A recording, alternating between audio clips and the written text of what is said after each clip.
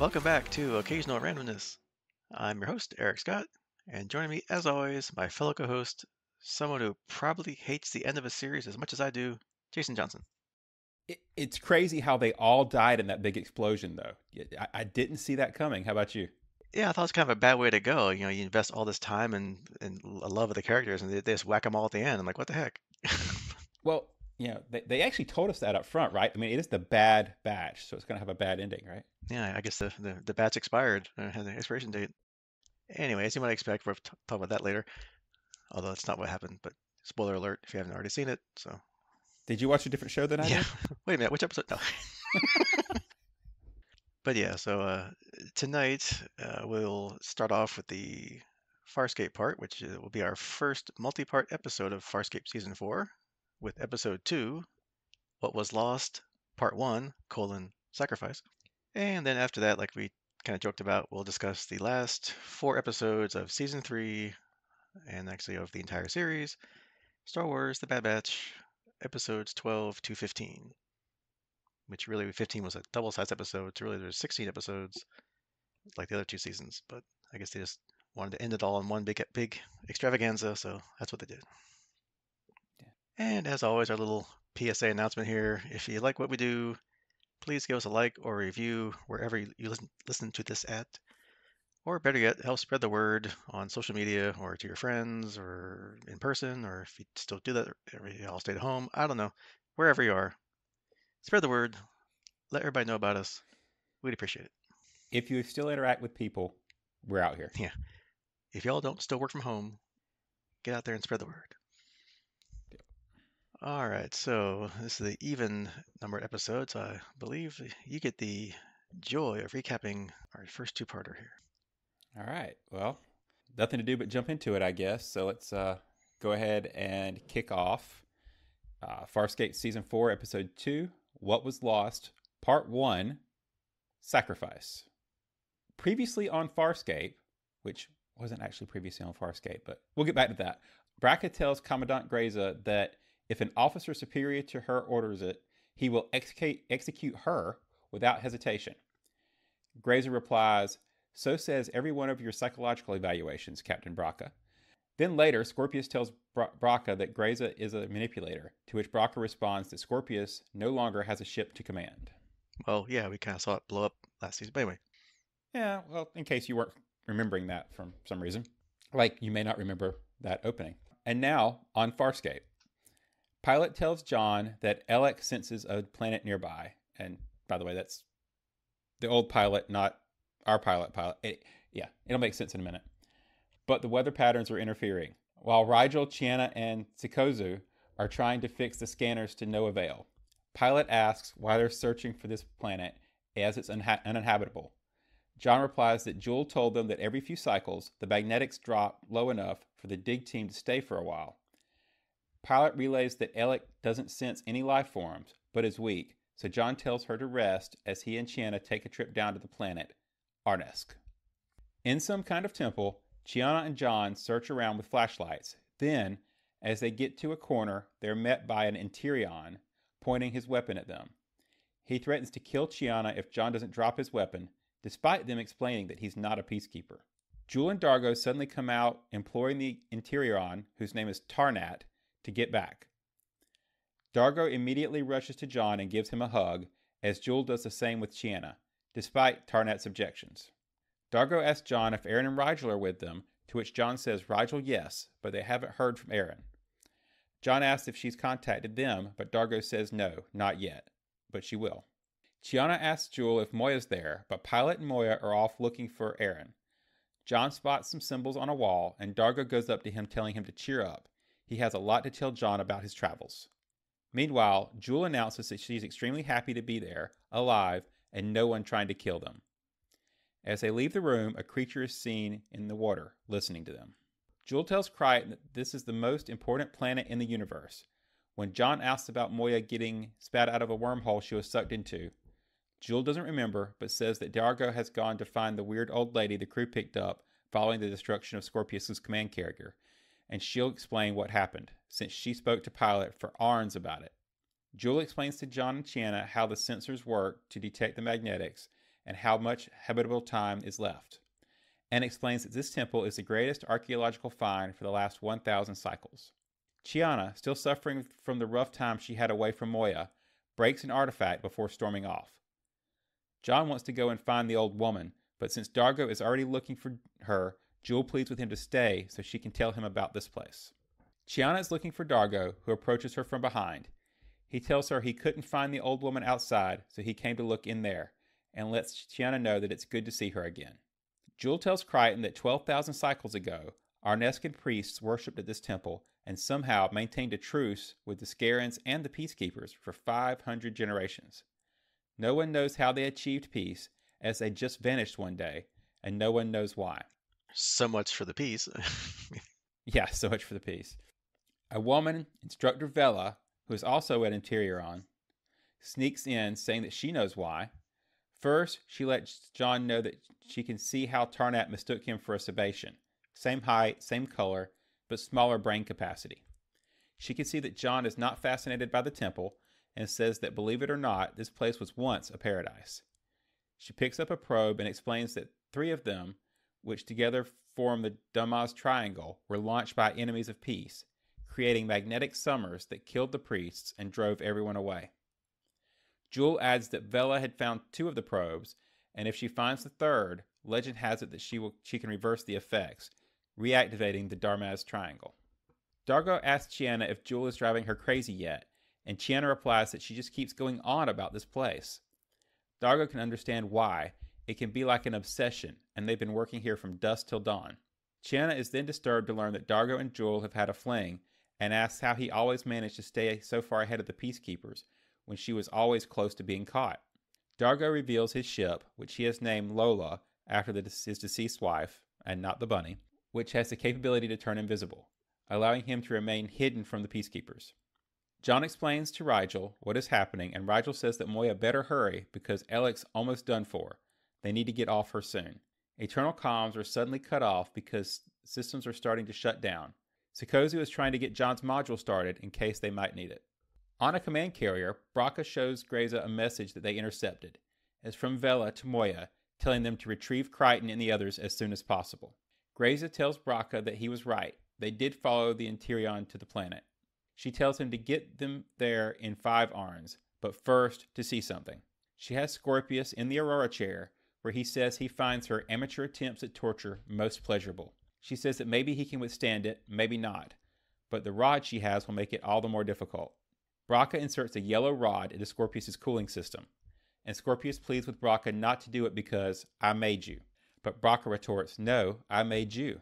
Grayza is confident now that he will tell her all the secrets about Crichton that he's holding on to because he fears that by revealing them, he will then be killed, and he's probably right.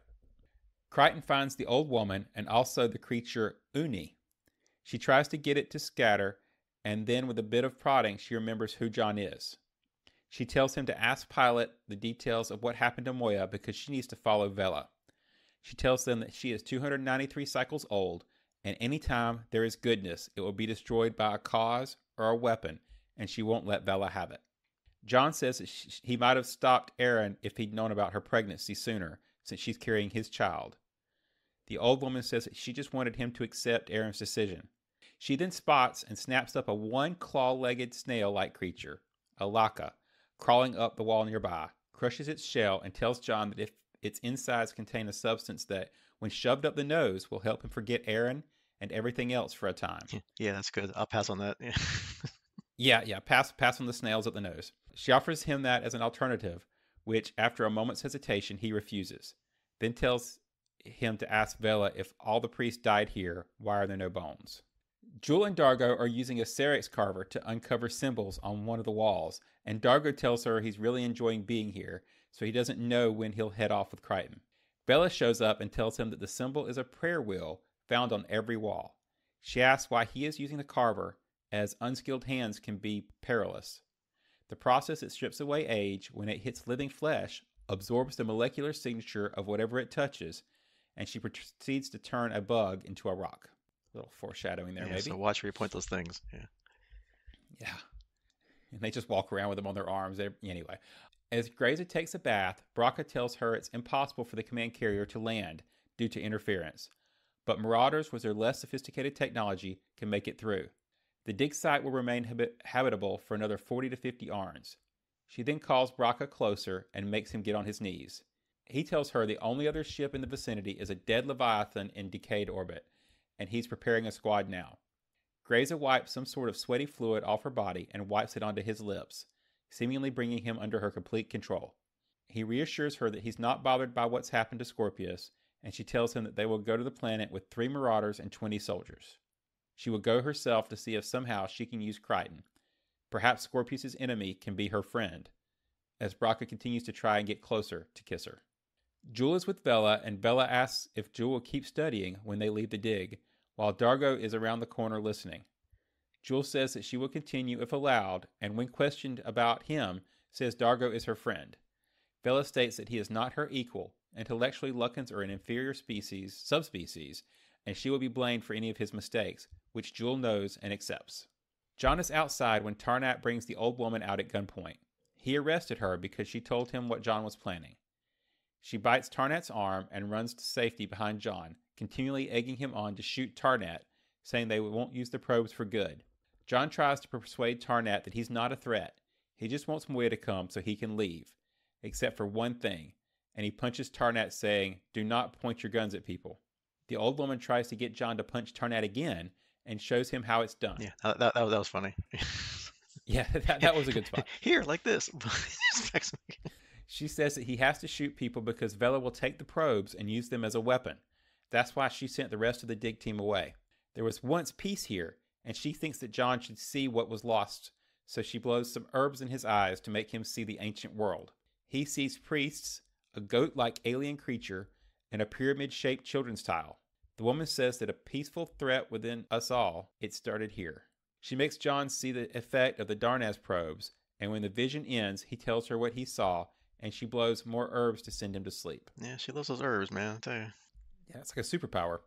He awakens in the water, woken by the creature Uni, who he initially runs from.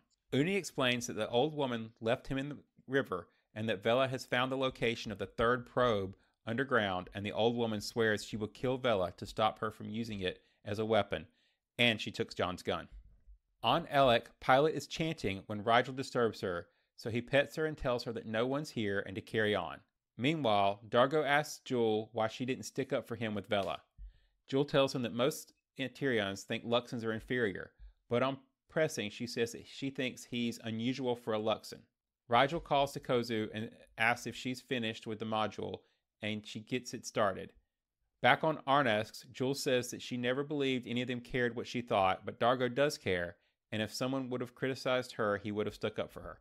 John is looking for the old woman, who herself is trying to find Vela with his gun in tow, to stop her from destroying another world.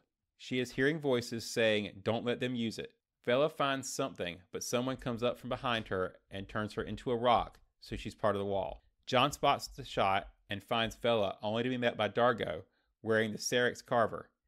He tries to keep John quiet, and when Tarnat comes over, Dargo knocks him out, grabbing Uni, who is trailing behind. As the old woman prays for Vela outside, Jewel and Chiana join John and Dargo. John asks why he knocked out Tarnat, and Dargo replies that if Tarnat had seen him with Vela, he would have attacked, and then he would be dead. John wonders if the old woman did it, as she's been acting strange. What do you mean acting? She's been strange since they met her. I mean, yeah. So she fits right in with the crew, right? Yep. On Elec, Rigel tells Sikozu that if she's leaving in the module, then so is he. She says the module won't travel for more than an Arn, so no, she's not trying to escape.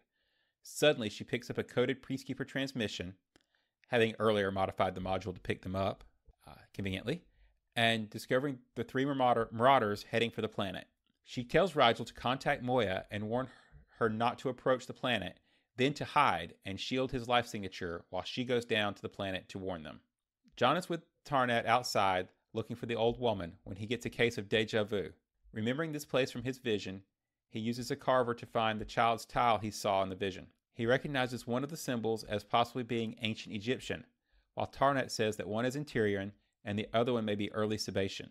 The symbols mean peace and security. Dargo is trying to contact Chiana from his ship as he's preparing for a flyover to find the old woman when he gets proximity warnings.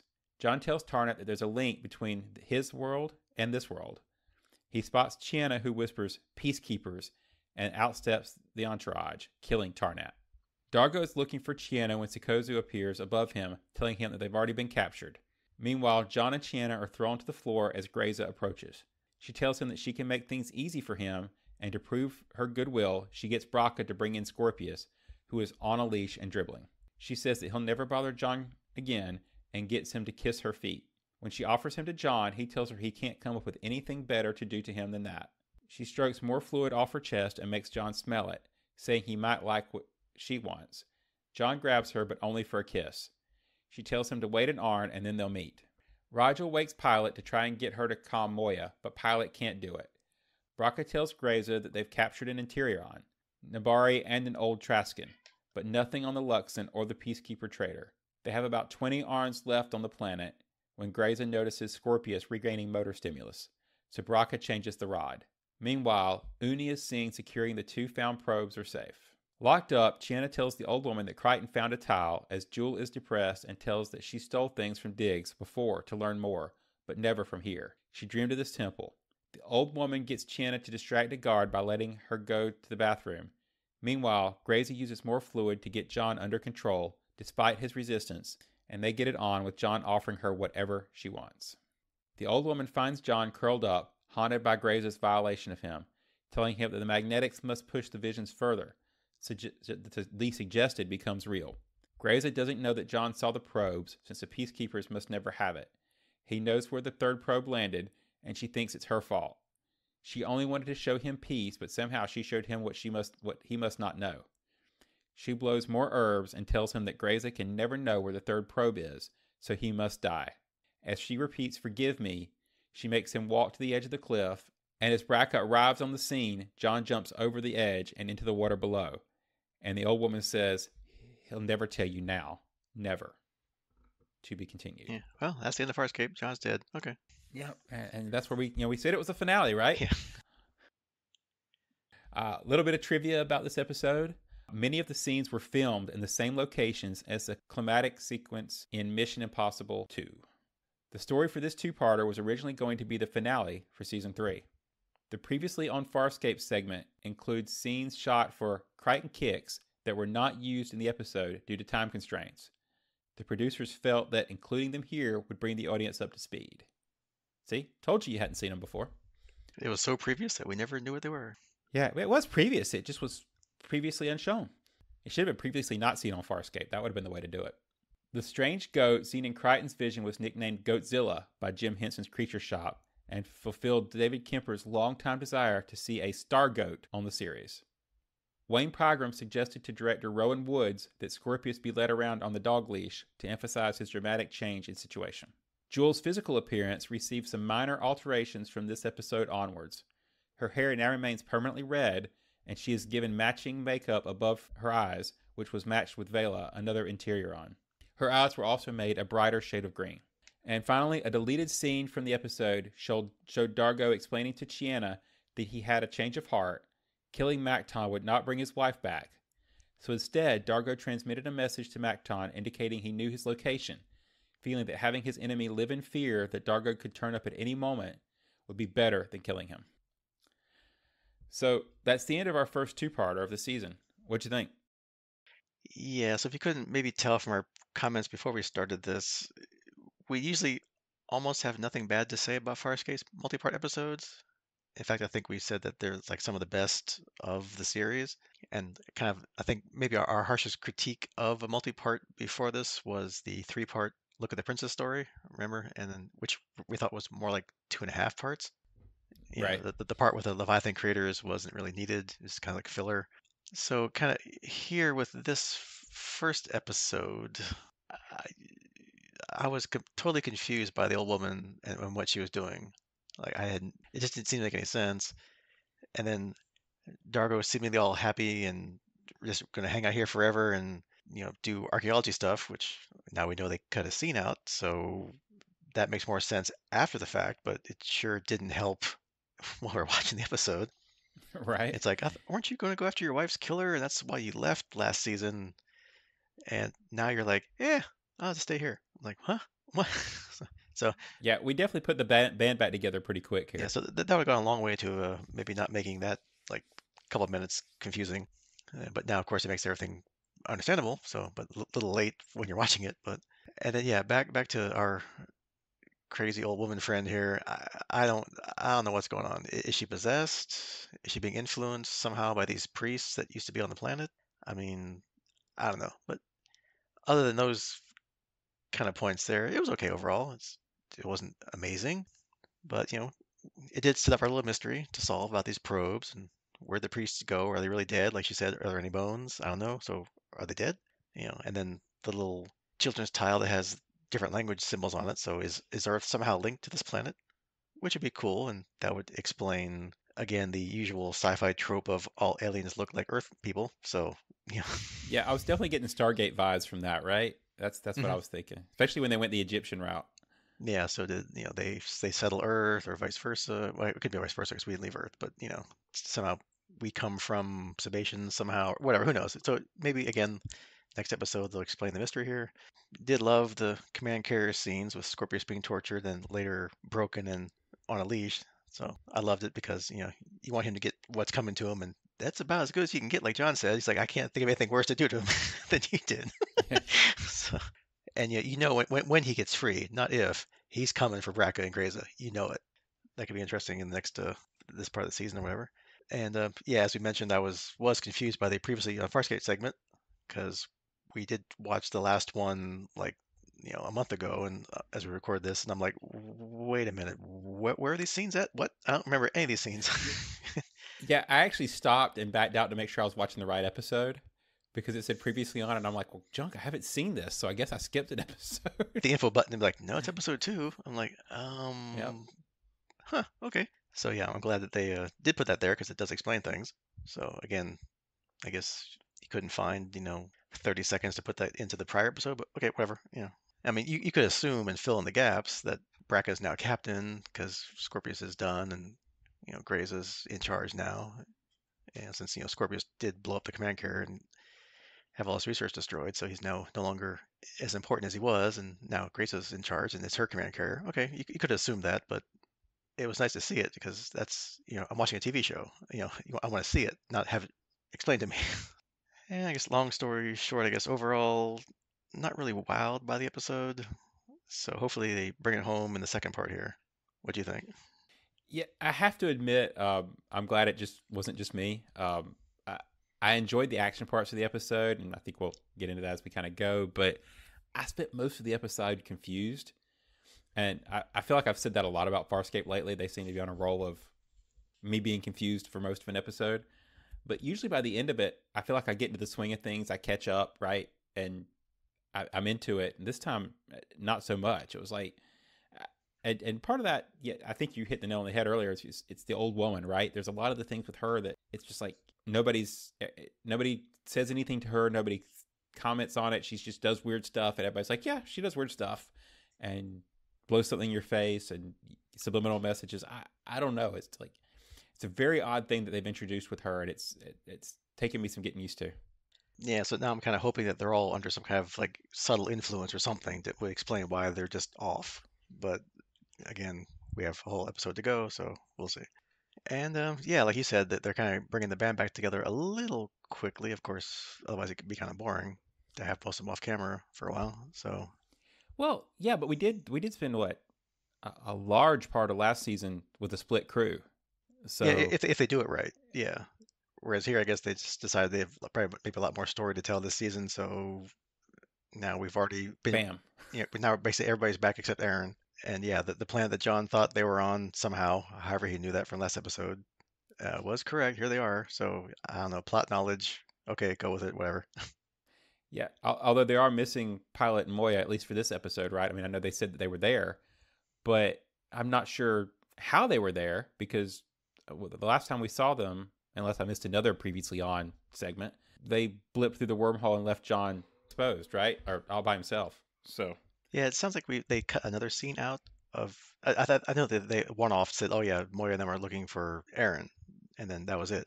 But then they already knew about the planet and the magnetic storms, and they had limited time. So obviously they Jewel and them. did talk to John and the other crew before, before this. Dargo does not seem surprised about Sikozu. So obviously he didn't meet her before until then because she's on the ship the whole time. So did I guess John said, "Oh yeah, by the way, picked up somebody," you know? So Yeah, I feel like we missed something there, yeah, or but it's just plot shortcuts because who cares? Let's just get on with the story, which maybe they could explain that some more. But anyway, whatever. And it's cool, they had that little cool creature friend here, maybe friend. I'm kind of hoping it would have been more evil or like abduct somebody because it looks like the creature from the Black Lagoon. So I thought that would have been cool if they would have played into that. But maybe they will because it seems friendly. But is it? We don't know, right? It's only the first episode. So obviously that'll hopefully get explained more in the next episode. Of course, then again, they've done such a great job explaining nothing so far that and cutting scenes that explain the things. Maybe not. yeah, it's more of the I don't know what I'm watching, you know. But yeah, it's a cool creature, like you say. Maybe we'll find out more. Yeah, maybe we won't. But the creature shop did a good job on him. So yeah, Yeah, definitely like watching their old black and white movies from the where it was 50s. So, but yeah, that or what was it, Merman from He-Man? That was what yeah, I was right. thinking of. But I was just watching one of the Invincible spin-offs. It's like Adam Eve. I don't know if you've seen Invincible yet, but they did like a little one-off on one of the characters, and one of the people in one of the super groups looks like that kind of creature. It looks like a fish creature kind of thing. So I'm like, oh, it looks like that guy. nice. But, there are some interesting things in this episode. We get to learn more about our new evil and ruthless peacekeeper in charge, Grayza, because we only saw her briefly in the other season and like episode and a half or whatever. And we get to learn that her sweat or whatever has something in it that makes men, at least so far, because it's only been two people, become really infatuated with her. That would, pretty much do anything for her. So that's kind of interesting. Seems to be only temporary, so that's kind of good because otherwise John's done. I mean, that's in the end of the show, right? So, and does it work on just Sebastians or like people that are close to them, like humans? Would it work on Dargo and Rigel? Don't know yet. Maybe they'll come up during the season. I don't know. But it must not work on Scorpius or Scarens or half Scarens because otherwise she probably just would have done that on him and saved all the trouble of the torture and things. Unless, of course, she really is into that kind of thing and didn't want to do that. I don't know. But hey, it's only two episodes in the season. We got a lot more to go, so I'm sure we'll see more of how all that works.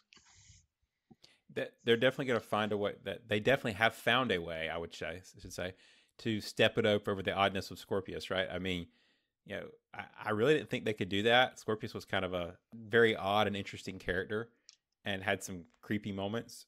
And they're like, no, no, we'll turn it to 11. Here you go. Yeah. So speaking of that, and Scorpius, what do you think about that? It's kind of interesting, and to see him like brought so low as to be like this little groveling slave, I guess, or whatever Grayson wanted him to do. So I mean, he's going to escape at some point, but is he going to escape next episode, like in a Marauder or something, and go off on his own, and plot revenge on anybody and everybody? Or is he going to join the crew on Moya? Or is Moya not around next time? We still have Elak running around, although not much anymore. She's kind of going at this point. Or is he going to stay a little puppet for a little bit and at some point later get free? Personally, I think he's going to end up joining the crew of Moya. Right? I mean, that would seem to be the course to kind of play out towards the end of the series for our final season. It's just one big happy family on board Moya, right? Because that won't cause any drama at all. Uh, I mean, Moya may have to grow another deck or something at the rate they're adding extra passengers. We just need to bring back Stark, and we'll have a whole crazy wing that could just have Scorpius and the crazy old woman and Stark just kind of occupy a wing of the ship or something. Yeah, because that would definitely be your drama-filled. You wouldn't need to go to any planets or have anything else. You have Scorpius running around, and you got Aaron. If she comes back, carrying Crichton's child, and now Scorpius is nearby. That would be all kinds of fun. But we shall see. And missing Harvey this episode, though. I guess I will say that. Yeah, true. Yeah, so now, yeah, we haven't seen what Harvey thinks that Scorpius is not dead yet. Yeah, which they thought he might be when the command carrier blew, because he's kind of just walked away into the back of the hangar there, and we thought, oh well, not that we knew he wouldn't die probably, but everybody else seemed to think he was. All right, so let's kind of go over this confusing main plot here. So it looks like this race on this planet had a truce with the Scaran Peacekeepers for apparently a really long time, 500 generations, which if that's what 25 years, that's a lot. and no one knows how they did it.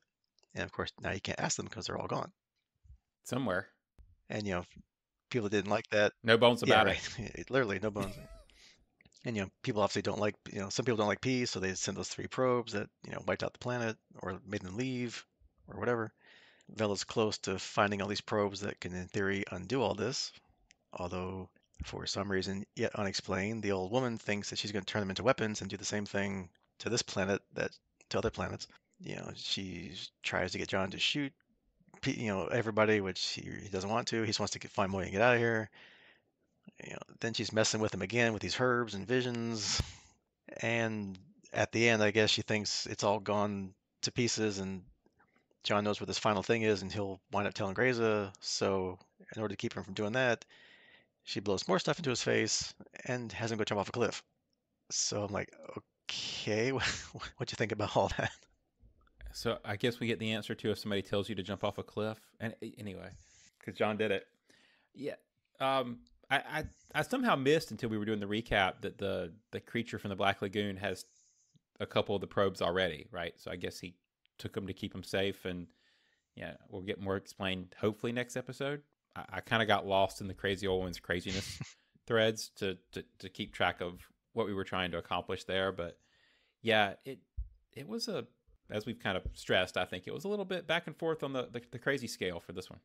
Yeah, I wasn't sure if he had like the last probe and he was hiding it, so they wouldn't get the three. But I guess he had two of the three, so he must have stole them from Vela for some reason. So maybe he thinks she's also going to do bad things with it. I don't know. I have no idea what's going on.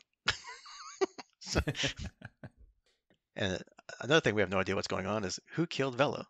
So she gets merged into the stone there, and right then Dargo comes right in with that carver that can do that. But he didn't do it because why would he? He was having a good time being here, right? So that's just a misdirection. It was before the peacekeepers came, so it's not them.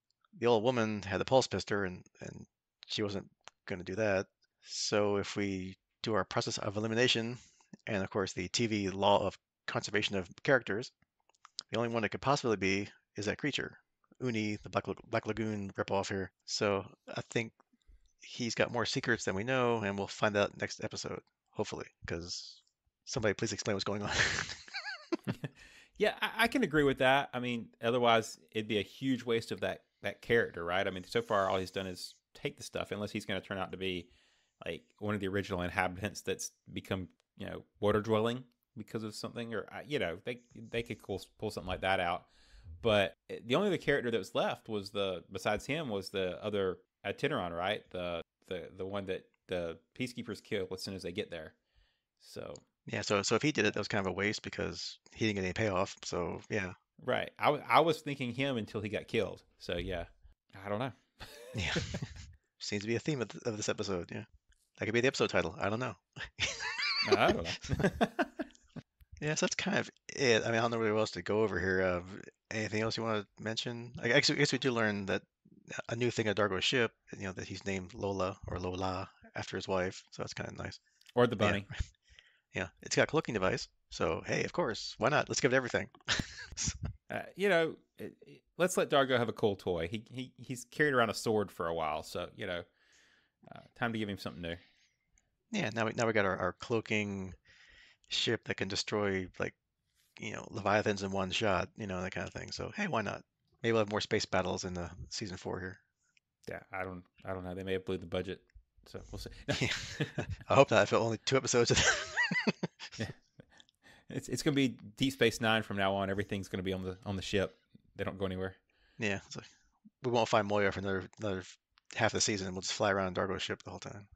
Yeah. So anything else you want to talk about, or is it pretty much like No, yeah, I think we got it. We'll see what we get next episode and see if it lands. But I mean, definitely not on the worst scale as we rate these things, and I'm sure we'll come back when we do our season recap. But yeah, a little odd for a two-parter, but we'll see.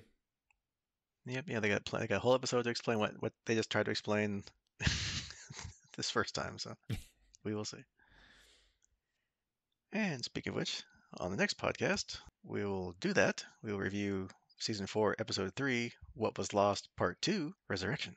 And playing our usual guessing game of what could that mean? Well, the obvious, if the planet's dead and desolate from all these probes. Maybe they find this probe and bring it all back, resurrect it, so to speak. And, they found no bodies or bones, so maybe they resurrect the people too, wherever they went, if they went somewhere. Yeah, I don't know. And maybe you could apply resurrection analogy to one or more of our main characters somehow. I don't know how, but it's probably more the planet, I would guess, or the people on the planet. I don't know. Or yeah, I don't know. That's about all I got. Well, theoretically, John's dead now, right? Because the old woman's had him jump off the cliff and uh, said he couldn't tell Braca anything anymore. So I'm sure he's going to come back from the dead. Otherwise, that's going to be a weird way to end the season. So maybe John's the resurrection? Yeah. Or there were three of them when he got twinned. It wasn't just two. No. Oh. Long callback. Or, since we're if we want to go way out there, I could recircle back to that theory that the probes somehow caused the priest race to become aquatic, and that they're actually the mer people from the Black Lagoon. There's a society of them living under the waves somewhere. I don't know. That's just going real crazy, though. Yeah, there's a whole colony of them under the water we haven't seen yet. And they'll all come out next time. Oh. Yeah, it's going to be like the Gungans and that movie that kind of looked like Star Wars. Yeah, all the Atlanteans from Black Panther 2, which I haven't seen yet. But anyway. But yeah, hopefully we'll get this all wrapped up nicely, and we'll move on to finding Aaron and all that good stuff. Sounds like a plan. So that's your homework for the Farscape part of next time. So after the little interlude here, we will discuss the last 4 episodes ever, entirely, forever of the Bad Batch.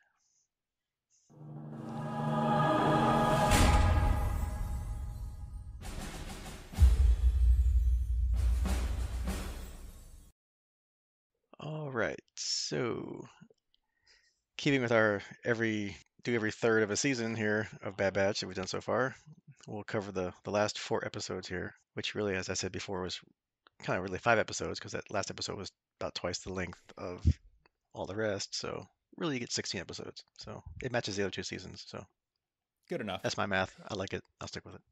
All right, so we'll just do our usual every other one here. So I guess I'll kick it off since you did the giant Farscape recap. Give you a little break here. Yeah, give me the break and give me the long recap at the end. Yeah, right. I got it.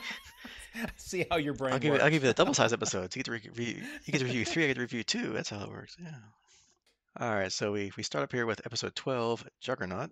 CX2 returns Omega to Tantiss, where she got captured last time, where Emery tests her blood and confirms that it's exactly what they need. Yep. Hemlock takes Omega to be held with the other young Project Necromancer test subjects. Once the Imperial forces leave Pabu from last time, Crosshair suggests to Hunter and Wrecker that they get the location for Tantiss from Rampart, remember him, who is imprisoned in an Imperial labor camp on Erebus. And with Fee's help, they infiltrate Erebus, hijack a prison transfer vehicle, and escape with Rampart. On Fee's ship, Rampart explains that no one really knows where Tantiss's coordinates are, but he's willing to help them find the facility in exchange for not being returned to the labor camp. Which leads us into episode 13, Into the Breach. Omega is introduced to her fellow Project Necromancer test subjects, Eva, Jax, Sammy, and Baron. She tells them that she has escaped from Tantiss before and plans to do so again, using a passage behind their cell walls. The Bad Batch and Rampart rendezvous with Echo and a stolen Imperial shuttle, which they use to infiltrate an Imperial relay station on Coruscant to find the coordinates for Tantiss. Unable to extract the information from the station's databanks, Echo decides to sneak on board a science shuttle bound for Tantiss and disable its proximity sensors. This allows the others to attach their stolen shuttle to it just as it enters hyperspace. And then we have the penultimate episode, episode 14, Flash Strike. Unfortunately, Hemlock is alerted that the Bad Batch infiltrated the relay station and sends fighters to intercept the incoming shuttle. Hunter, Wrecker, Crosshair, and Rampart are forced to crash near Mount Tantiss and continue on foot, hunted by stormtrooper patrols. Inside the base, with the base on high alert, Omega takes advantage of that situation to scout her planned escape route and finds a Zillo beast in an underground enclosure. Back in the jungle, Rampart accidentally awakens a large creature that attacks them, of course, and he gets separated from the others and gets captured. Echo, meanwhile, infiltrates the base and encounters Emery, who tells him about the other children being held with Omega. Which brings us to the finale, episode 15, The Cavalry Has Arrived. The children escape and free the Zillo beast, which goes on a rampage through the facility. Before they find Echo and Emery, Hunter, Wrecker, and Crosshair infiltrate the base, but are captured by Hemlock's CX operatives. Echo and Omega free Nalase, Rampart, and the other clone prisoners, while Emery takes the other children to safety. Nalase goes to destroy the facility's data to protect Omega and prevent the Empire from using her research, but Rampart kills her and plans to use the research for leverage with the Empire. Before she dies, Nalase uses a thermal detonator to destroy the data and kill Rampart. Hemlock attempts to convert Hunter, Wrecker, and Crosshair into operatives, but Echo, Omega, and the other clones free them and defeat the existing operatives. Hemlock takes Omega hostage, but she helps Hunter and Crosshair kill him. They all escape to Pabu. Tarkin shuts down Tantiss and diverts its funding to Project Stardust. Emery decides to join Echo in helping other clones, while Omega and the Bad Batch remain on Pabu. Years later, an adult Omega leaves to join the rebellion against the Empire. Yep, and there you have it. The Bad Batch comes to a close after 3 seasons and 47/48 episodes. So, what'd you think of the whole thing overall? Did they end it well? Was there anything left hanging or unresolved that you'd hoped they would have answered? There are definitely some plot points that I wish we'd gotten back to, and I think I'll touch on some of those later. But overall, I really loved it. I mean, this is probably, if not my favorite, one of my favorite Star Wars stories, and they definitely stuck the landing. I did. I liked how it went out. Yeah, I mean, I loved all 3 seasons. I still haven't watched the final season really of Clone Wars, where they kind of introduced the Bad Batch, so I gotta go back and do that. But yeah, I fell in love with him, as I'll explain here in a minute. But my one favorite character, it's a solid, fun action-packed series like all the Star Wars series usually are, even Boba Fett. And they did wrap it up nicely, which we'll get more into here in a second. But I also liked how like Filoni and the other writers kind of weave this Bad Batch crew and what they went through into the whole Star Wars universe, right? Larger universe. Because as we talked about before in several different podcasts, that they dealt with how the clones were trying to reintegrate into society after the Clone Wars. Like, they're not, warriors anymore. They're to do what? How's that work? If you're bred only for one thing, how do you not do that anymore, right? And they start answering why we didn't see any or many clones in later years after this. They kind of, it looked like, started to even sow the seeds of what would become the Rebel Alliance with some of what Senator Chuchi was doing with that one guy. So it's kind of interesting to see how that kind of started to form. And yes, as I've said before in this podcast, I thought Tech might still be alive somehow and they'd come back somehow. But no, I have to finally admit or accept the fact that Tech is dead. I thought there might be some twist. I thought maybe he was one of those assassin troopers, or at the very least, one of those really specialized troopers at the end. And like when he's trying to cut Crosshair's hand off, he'd be like, "No, I can't do it. Really, it's me, Tech." No, but nope, he's dead. So, oh well. Yeah, I mean, on one hand, it would have been an interesting storyline. I did kind of wonder if they wouldn't do that, but they kind of went to that well a little bit with Echo. If you go back to the Clone Wars saga of where how Echo became what he is and part of the Bad Batch, so I'm not surprised that Filoni didn't decide to go back again. Yeah, I think it does make sense, I guess. It helps underscore the seriousness of things when you lose a main character. So, okay, yeah. But still, it's Star Wars. No one stays dead. Well, sort of, but yeah. Well, I don't know the way it ended with his goggles symbolically placed on the console was, you know, Yeah, pretty yeah. definitive. Pretty much, it's been 20 years later, or how many years later? So he's not coming back. He's gone. So deal with it. And then yeah, I don't know if either one of us would have guessed that because we were trying to figure out how they would find Tantus, but I don't think we had ex-Admiral Rampart on our bingo card. So, and I honestly totally forgot all about him since we didn't even see him at all during the season, right? Up until these last couple episodes. So, they really went back into the lore of this own show to pull that one off. Although, I guess the way he went out, I suppose it was kind of fitting that he was there because he gets killed by Nalase at the end, probably in like a symbolic retribution for Rampart in last season, wiping out all the cloning facilities on Camino and an entire city too. So it's fitting. Yeah, I agree. I think it was perfect symmetry there. It is telegraphed pretty well with I was expecting that as soon as I saw Nalase pick up the thermal detonator. Kind of like, okay, so that's how they're going to go out. But and just kind of circling back for Rampart a minute, the episode where they free him and do the whole thing with the tanks and everything. It seems like that's like one of the current favorite tropes in Star Wars right now, because I think they've had like at least one Mandalorian episode, and there may have been something else where they have the go into the facility with a armored personnel Hmm. carrier, and I just feel like that's kind of like their new favorite thing. It's kind of cool. Yeah, that was one of the big things of Mandalorian. Was it in? I don't know if you got that far yet with Andor, but yeah, it's kind of like one of their new kind of favorite That was the set other pieces place or I remember whatever. Yeah. seeing it. Yeah, that was Andor. Was the other third one. I knew there was like a couple of spots where I'm like, man, it's like Tank City around here. So Yeah. I mean, even like what in the first season of Mandalorian, right? Like he's on the Sandcrawler trying to get stuff back from the Jawas. So it's kind of the same thing. Like they love their little fast-moving, big machine kind of things. Yeah.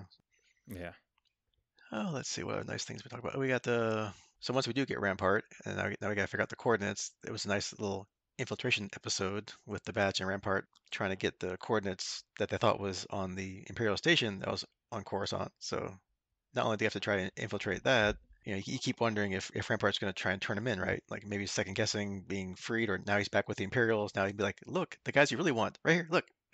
So, oh yeah, he's totally conniving. It was a twist you expected to come that didn't. yeah, and probably at this point, maybe he thought that wouldn't be a good idea because he just escaped, not on his own volition, but he just escaped from Prison Planet. So probably it'd be like, hey, it's me. By the way, oh crap, I got killed. So yeah, so it's a nice twist, there, and that they couldn't get the coordinates from the station because what's Rampart's not keyed into all these secret things, even of being ex-Admiral. So Hemlock had all kinds of layers of security and things, but they have to improvise and try to get it from the shuttle going there. And yet another kind of homage to previous stuff. It ends with their ship attaching to the shuttle, like the Falcon did to the Star Destroyer, to hide from sensors and stuff. Yeah, which there are some interesting issues with proximity sensors and what proximity means and how that works and all that fun stuff. But I'll gladly waive that off for the purpose of story in this case, right? I mean, it was action packed and dramatic, and that worked. Yeah, because you figure at this point, yeah, it's just dramatic, but they would have to pull it off because otherwise, okay, now what? You know, Right? Yeah, we're running out of time for contingencies. yeah. But it's drama. It's cool. We like it. And other things I liked, I kind of like some of the like the little details that they kind of ran with. Like right after that, Echo destroys that one droid. That's like, why are you here? Which, yeah, duh. So, and then he's wearing their stormtrooper armor with his hand that ends in the whatever the computer interface. So he takes the droid's hand and puts it over top of that to like hide the fact that he's got that limitation there. And yeah, it was a great touch because then now he can really blend in and move around without trying to like. I thought he was gonna try and hide his arm with like his gun all the time or something, and eventually they would figure it out. But that was cool. I like that. Although when he did get into Tantus, though, he's really bad at acting like a trooper because he keeps telling Emery or something like, yeah, I'm just, I'm like, dude, come on. You think he'd be a little more good at that, but he does manage to fool people, except again, Emery, because she kind of figures it out at the end there. But hey, it was still fun. Echo is one of my favorite characters, from the Clone Wars days when he was just a regular trooper and everything, and it was kind of great to see him in his element in the last couple episodes. They really, split him off, which they've done a lot this season, I think, is or maybe in the last couple, split him off from the rest of the Bad Batch and had him do his own things with Rex, and so here you get him just on his own on the in Tantis and on the shuttle, and just kind of doing everything really awesomely. It kind of makes you remember that before he joined the Bad Batch, he was a special forces basically. Is that an ARC trooper or whatever? I never can Hmm. remember, but the ones that wear the kilts, So he wasn't just a regular run of the mill trooper, and he gets to show it off here where he can just basically take anybody out he wants. So Yeah, maybe foreshadowing for things after Bad Batch, which we might talk about here in a minute. yep. And then yeah, we get all these nice scenes with Omega and the kids in the vault. You know, Everyone still underestimates her and just thinks she's just a clone that got one off with her clone brothers there, but nope, she knows what she's doing now. They trained her well.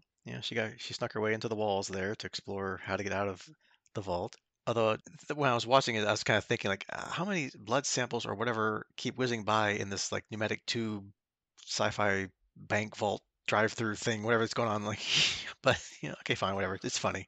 And of course, our other Star Wars trope. There's yet another huge creature in here being experimented on somewhere else in the vault. Not sure why the Zilla Beast is there or how it's related to Project Necromancer, if it was, or maybe Hemlock had a couple things going on besides Necromancer. I don't know. Yeah, they could do an entirely new series out there called The Ghosts of Tantiss with, all these random things roaming around outside of the facility, they've gotten loose, almost like a Jurassic World version of Star Wars. Yeah, because apparently the only place that's nice on Tantus is inside a building because everything else will kill you.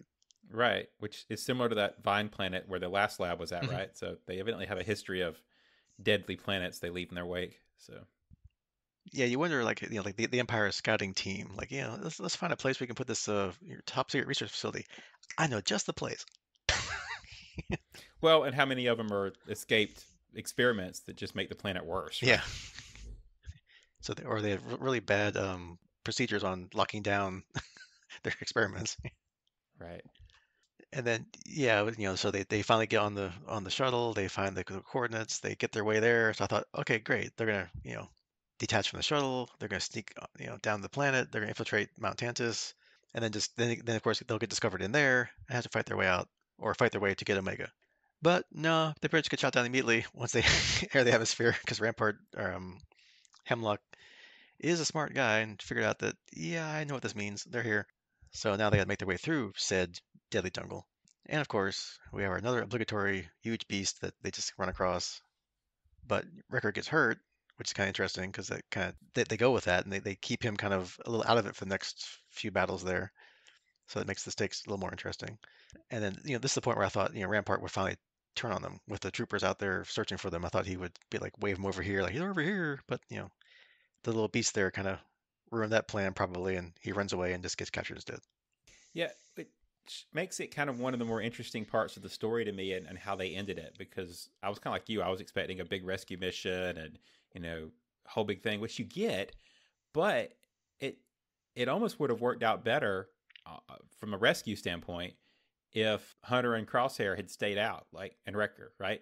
If the three of them had stayed back, or maybe stayed completely back, then they wouldn't have gotten captured, and Echo and Omega could have left with the kids and Emery, and that would have been a simple escape, as we'll get into when we get to the last little bit, right? But granted, that would have had Hemlock and Tantis still out there, and we had to wrap up the entire series.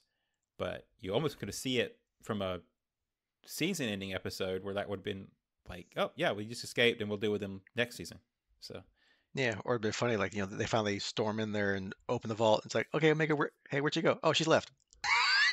What? right, But yeah, then speaking of that, we get our big double final episode here. So first, like we said, Omega and the kids get free, and of course, free the giant Zilla Beast, which goes on a rampage and just lays waste to like what I think like they say two divisions or it wasn't two squads, that's too small. It was a bunch of the troopers that were on Tantus. It kind of took out in its little escape frenzy there. and that's basically why they had to send most of their air support after it, which is why there wasn't a lot of like any issues with the shuttles or anything around the from an air support standpoint, because they had to send everything after the Zillow Mhm. Beast. And like we said, the bats get captured by Hemlock's really cool looking assassin clones. Each one's got their own special weapons, kind of like the like where were they like the Snoke's guards or whatever from Last Jedi or whatever it was Last Jedi. I forget. But yeah, so It would have had to have been. There was no Snoke after yeah, that. right. So it's cool. Got little special assassin clones with like the dual swords and the other. Like, oh, this is neat. Which I was really hoping one would be Echo, one would be Tech, but oh well. So then of course now they get captured and they have to get rescued. So of course we kind of flip the script there. So now Omega's got to not leave and come back for them now. So Right. and then yeah they meet up with or actually Echo and Emery free the clones and Rampart who's there too. Yeah, well, oh well, yeah, for a little while. Yeah. And then we get that great ending battle scene inside that special wherever it was lab room or wherever they were, where we have all the clones fighting each other basically. All the good clones, the bad clones, all the clones, every clone. And then Omega gets the Wrecker free, and then he takes out some of the clones, and then of course before they can get Rampart or Hemlock, he steals her away there. Yeah, I love the captured clones getting in on it, right? Because you've got the entire facility where they've been testing these guys and keeping them captured. And now you've got a whole bunch of trained warriors there at your disposal, so you may as well use them. I'll agree with you on the operative clones. They were really really cool. I was personally expecting Hemlock to have his own clones of the Bad Batch, right? So you'd have a Wrecker and a Hunter and a Crosshair of his own, because you kind of saw that with the one operative that he's been using before these last couple episodes. It was mostly a sniper kind of Crosshair type Hmm. character. So I kind of was expecting him to break out a really big Wrecker one and a Hunter one and all that. And they kind of were with sizes, but they weren't like 1-to-1, which is what I was expecting. I was expecting like they even looked like them. So, Yeah, you see the one guy with but the they were, two swords that was kind of like, okay, well, Hunter has his little knife, so maybe that's kind of same kind of thing, but not quite. yeah. But I was like, I wanted to like take off the helmets and actually be them or something. Like that was just really a clone of a clone, if that makes Hmm. sense. So, Yeah, and apparently when the Crosshair did get taken down back in the landing bay, I guess the one like cuts his hand off there, so it's kind of ooh, you don't see it, but you kind of see it happening. You're like, oh, maybe they won't do it or whatever, but oh no, yeah, they did it. nope, they did it. And then we get another kind of great scene there where Hemlock finally gets what's coming to him, and which also kind of resolves our issue with Crosshair's hand and his shooting skill. So now that hand's gone. So if there's a hands problem, it's gone. So problem solved, right? No, Right. Shoot with the other hand yeah. solves it. So Hunter's like she's gonna do something, and when she does, go ahead and shoot her restraints. He's like, no, I can't really. I only got one hand here, whatever. But of course, he's like, Hunter's like, no, you can do it. Which of course, that's the typical final hero's journey, right? When everything's at the worst possible it could be, he rise to the occasion. He makes a shot one-handed, or I guess resting the gun on maybe what was it, Hunter's shoulder or whatever. Omega makes her move, gets her cuff shot off, and then of course they blast Hemlock like 47 times. And you're like, oh, okay, he's dead. But just make sure you think he's probably going to be dead. He falls over the edge of the platform, down thousands of feet, whatever.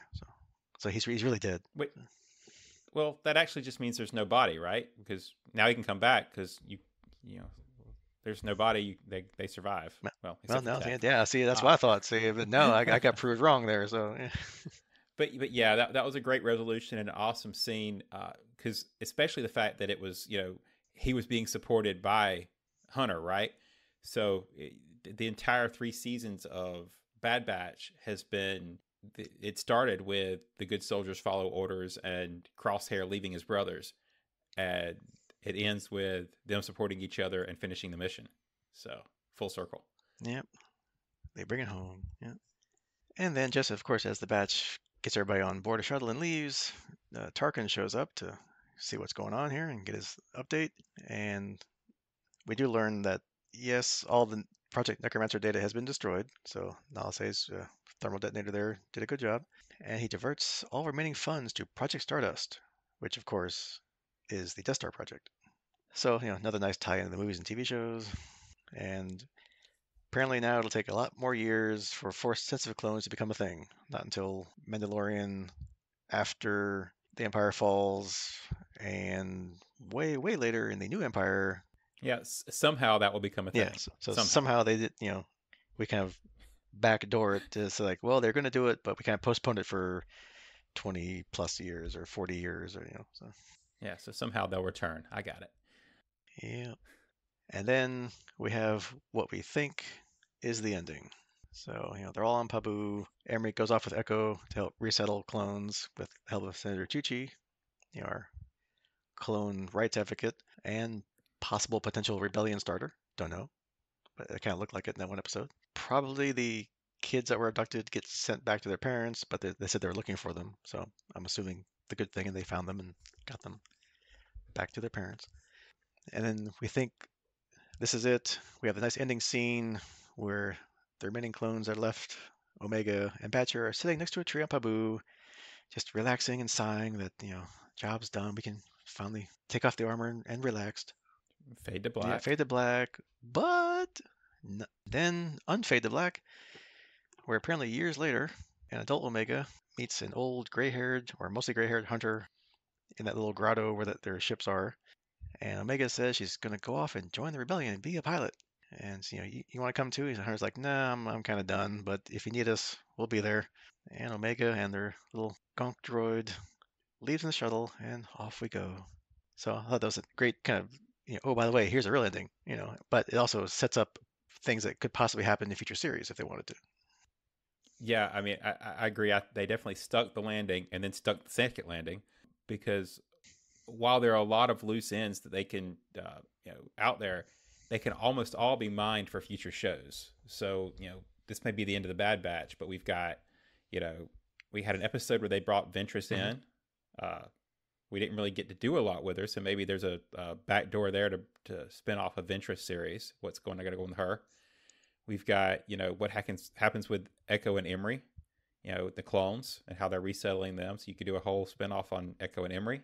Oh yeah, Rex. Rex wasn't in the last couple. How do he, Gregor, and Wolf, who we did see Wolf once this season, end up on the sand planet fishing for worms? That was in the Rebels, so Hmm. where they pick Rex up. So obviously, there's some time span there they could play with, and that's all not to mention that we now have an adult Omega joining the rebellion, right? So that's what pre-episode 4. Hmm. So somewhere between Rebels and episode 4 or Rebels timeline. There's a whole lot of open threads that they can pick up to do another show off of. Yeah, and Echo wasn't part of the Rex Gregor Wolf thing. So what happened to him? Is he still alive? Did he die somewhere along the way? We don't know. So again, there's stories there that could be told. Yeah, and I Yeah. did somewhere one article I read somewhere. I can't remember the website, or I would tell you to go look at it. But someone had theorized that Omega would meet like a more tragic kind of end, where maybe she survives the rebellion, and if she is full of midichlorians or whatever, maybe she goes to like Luke's Jedi Academy post Return of the Jedi, and then maybe meets her fate when Kylo Ren like wipes out all the students there. So I don't know, but I'm like, yeah, I don't think so. Why would you want to ruin it like that? Well, and the other interesting thing of it is that I guess it's still open for interpretation, but it's not determined yet that she's force sensitive, Hmm. right? Because she's a she has the capability of being the coupling, I think, when mixed with other stuff. I don't know. I guess that's another open ending thing that they really didn't answer is she force sensitive herself, or does she have the some kind of genetic thing that allows her to be used to mix midichlorians into other clones? I don't know. I don't know what that means. So Yeah, because it kind of seemed like when Ventress was training her that, or well, just seeing if she had something that, she was the one that summoned the big giant fish thing, but then maybe she didn't, and it would just look like it. So yeah, we don't really, they don't leave it one way or the other. They kind of leave it there for you to just guess one way or the other. So yep. So like I said, there's a lot of potential out there for future Star Wars shows. So yeah, and we still have, we they still have should they like the, should they should hire us to do some yeah, stories. and Is what I'm and they have hearing. like 10-ish years, 10, 12 years, however long it's been since the Hello Happy Tree ending, and you know a grown Omega, so they could even do that if they wanted to. Although you couldn't call it Bad Batch because you already did that, so it'd be something else. But I don't know. So who knows? Yeah, I'm content with them letting that family grow up, but like you said, there's plenty of other clone stuff you could do, or just pick up Omega from that point. Yeah, if you want to do like another kind of Rebels era, or like a adjacent to Luke and Company in the Rebellion, like maybe she was a pilot somewhere else that wasn't on Yavin 4 at the end there. She was off doing something else, or she was that last Ooh, Y-wing pilot that we saw. Because there's like two X-wings coming back, the Millennium Falcon and some Y-wing that didn't get destroyed at the Death Star fight, right? So maybe that was her.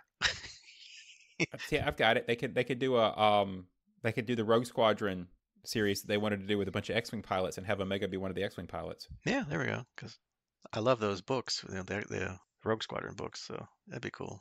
Of course, that's the uncanon universe now, so Right, but if they took a lot of those stories and did it with Omega as the main character, it'd be, you know, yeah, kind of a neat little they thing. could still spin off, like or have like shows of her meeting up with Echo and the other clones as they're resettling clones. Maybe there's a whole planet full of clones we don't know about that. They all resettled there and they're all farmers and whatever. They're having a good time. I don't know. Lots to do and more hopeful animated Star Wars coming. Or if they want to, like, isn't the next movie maybe gonna like wrap up like all of the live action stuff, like the Mandalorian, Boba Fett, and all that stuff, Ahsoka and whatever that they thought might happen. So maybe they will have like live action Bad Batch show up. or live action Omega show. Yeah. Well, if they actually use it for more Thrawn, then yeah, they're gonna need all the help they can get. So Yeah, and they already pulled it off with Rebels and Ahsoka coming to life as live action characters. So anything is possible. Anything else about our no, current favorite I Bad think Batch? we've I think they wraved it up nicely and gave us the satisfying ending that and definitive yet open-ended ending. yeah, I think we've raved about it enough. I think I said it was really good, and I'm looking forward to what they do next or what Star Wars we choose to talk about next. Yeah, because like what, a month from now, I think you said like the Acolyte's coming out, right? So that's in the Yeah, that'll be an interesting one. That's like like pre, High Republic yeah, it's like the High Republic stuff. era. So Yeah, so that'd be fun. Haven't seen that in live action before. I've started reading some of the books, so we'll see like how that yeah, works. you got me beat. I haven't done anything with Yeah, those well, I yet. read So like the first book. Yeah, I have the second book. I haven't read it yet. And then we got like the what Tales of the Empire, right? And we both haven't watched Tales of the Jedi either yet. So yeah, we could do a little back history there. you know, it's Skeleton Crew is also coming out this year too, right? I think was it 2024? I think it's still on the radar. I don't know if we have a hard release date, but it's supposed to be before the end of the year or Yeah, something. so So, plenty of Star Wars left to go this year. which is good because Marvel's dragging. So Yeah, I'm waiting for the Deadpool Wolverine movie, but yeah. And if they ever, well, when they do the Daredevil season 4, I mean the new Daredevil, yeah, totally yeah, distinct. not season 4, but yeah, right, but really kind of season 4. All right, so yeah, so if we do one of those things, you'll know about it in the show notes or our episode title next time, or we'll just stick with the one Farscape until Acolyte or something comes on. So stay tuned, look at the notes, and that's what we're doing, as always. So, and with that, we'll see you next time. Goodbye. Goodbye.